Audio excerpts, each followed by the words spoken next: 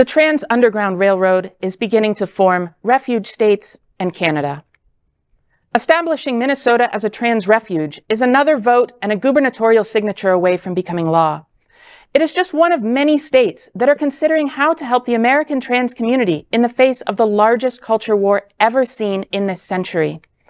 The Minnesota House this week approved a bill supporters say will make Minnesota a refuge for transgender people. The vote was 68 to 62 and came following hours of debate on other legislation. The bill protects trans patients and providers of gender-affirming health care from legal action in other states where such care is banned or restricted, creating a safe haven in Minnesota. Many states, especially to protect from southern states, are considering asylum for the LGBTQ+ community, reminding people of the escape route built during the Civil War. The Underground Railroad was a network of clandestine routes and safe houses established in the U.S. during the early to mid-19th century to protect enslaved African Americans and help them escape into free states and Canada. However, the recent U.S.-Canada border deal is meant to halt the flow of asylum seekers at unofficial border crossings. Migrants caught crossing anywhere along the 3,145-mile border can now be sent back. Canada is considering exemption legislation for trans people that feel that they are endangered and to create human rights sanctuary status for them. The irony is that if it became law, Canada would be providing human rights sanctuary status for Americans. So I think this really highlights this idea that so many of us in America have that we are the freest country on earth. And as we look at our history and what's going on right now, I think there's so much for us to confront that, perhaps our freedoms are being eroded. A lot of the progress that we've been seeing made forward, it's now moving in a backwards direction. And the idea of our neighbors to the north perhaps having, a better place for our trans siblings, for other states outside of states like Florida and Texas being a better place for our trans siblings, I think it really speaks to where we are right now. And there's a lot for us to confront. And this involves conversations at dinner tables with our family, with our friends, speaking up for those voices of people who can't always be in those spaces, speaking up for themselves. What do you all think? So I'm going to jump in and I'm going to say that our country, and I want everyone to know that I love my country very much, has a long history of lying about certain things, lying about slavery, lying about equality for many people. There's a lot that's been swept under the rug and that needs to be acknowledged. This whole thing about critical race theory, it's American history, okay? They're using word games to turn things around to confuse people, and I recommend that people do their own little research, read a little history, find out what these words actually mean, investigate the truth. Because it's true. The truth will set us all free.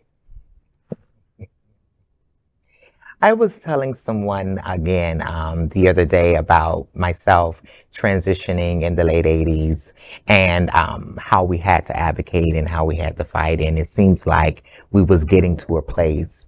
Now here in 2023, it seems like we're going backwards. It seems like all the work that we did is like we're turning back. And for me, I think that within the entire LGBTQ community, we definitely have to note that, most of our community members always thought about like marriage equality, right? And not thinking about other communities that they're not connected to. And I think it's important that now that they are understanding that this is not only impacting us as LG and B, but it's also impacting the transgender community. And if we don't come together and if we don't move in solidarity, I'm more than sure that this government will dismantle everything that we put in place. So we have to figure out a way, although we may have our differences, but how do we work together to be able to dismantle what they're trying to put in place? Especially if we're talking about refugees and immigration. I am, that's my English, I am the only immigrant in this panel. and I live in United States, but I think it's so important. United States have to have a good immigration laws and inclusion for transgender individuals, because my organization get a lot of transgender who they leave the ICE detention center, and they cannot work, they cannot do nothing, and for 1 year, and they government or something just push to make a sex worker. Right. So we need to have a good project for immigrants. They come into United States and helping trans roots organization as this table to get those services to the most vulnerable community. Yes. For the life of me, it just drives me completely crazy to think that we would have to go to another country to be able to live and thrive and survive. You know, when they mentioned the Underground Railroad and the things that my ancestors had to go through just to live, and to think that us as trans people would have to do something similar, it just boggles my mind to think that I would have to go somewhere besides from where I was born to find health care and to find solidarity. Yes. And Canada is too cold for me. Me too, girl. Me too. Yeah. And you know, like Adriana was saying, you know, there are so many lessons in our history that remind us of what kind of horrible things can happen if we don't stand up for marginalized communities. And the time to do that is right now. It is absolutely right now. LGBTQ+ news is vital for our community and for the broader world as a whole. We have enough enemies at Fox News. Tucker, Sean, and Laura are loud. We need passionate allies. Happening Out television network, Queer News Tonight, and It's Happening Out are literally out of the closet and into the headlines. Our community needs your support.